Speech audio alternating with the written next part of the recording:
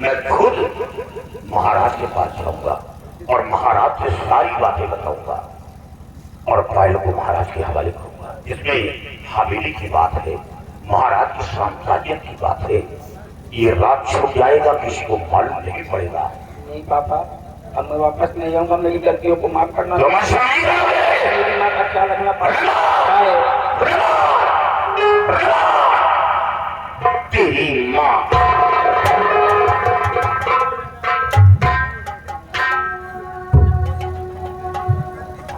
क्या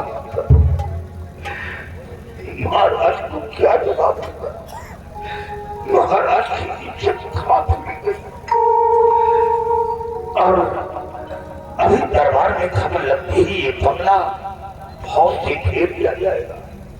मैं मार दिया जाऊंगा, मेरी निर्दोष पत्नी मार दी जाएगी। ये तूने क्या किया?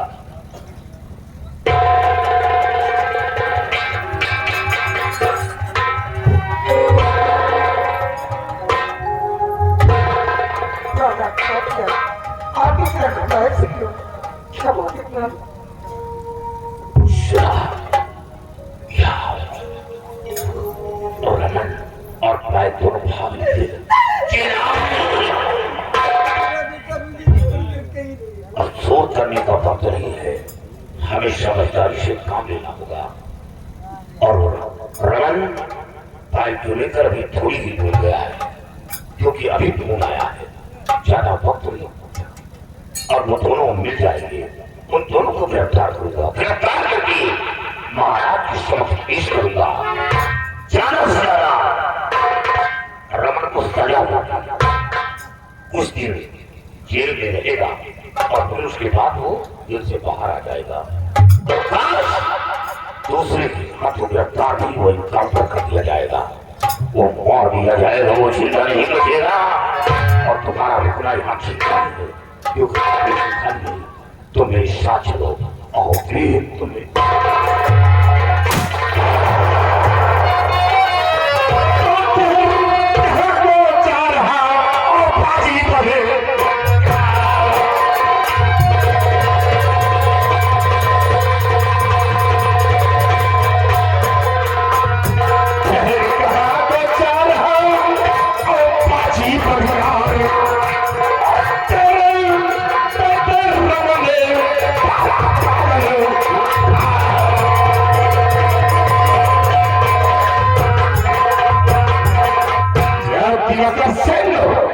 उन दोनों को भगा कर और तुम दोनों भी यहाँ से भाग जाना चाहते हो। भाग कर नहीं जा रहा, बात करते हैं रमन और पायल दोनों भाग निकले हैं। अभी मेरे पास फोन आया है और आप मेरे साथ चलिए, मैं उन दोनों को गिरफ्तार करूंगा और गिरफ्तार करके महाराज के सामने पेश करूंगा। दिवाकर से क्यों साथ चलने की बात कर रहा है? मैं तुझे यहाँ से एक दिन आगे पहले भेजूंगा। आपस में टकराएंगे तो बात बिगड़ जाएगी, क्योंकि इसमें महाराज की इज्जत का सवाल है, महाराज के साम्राज्य की बात है।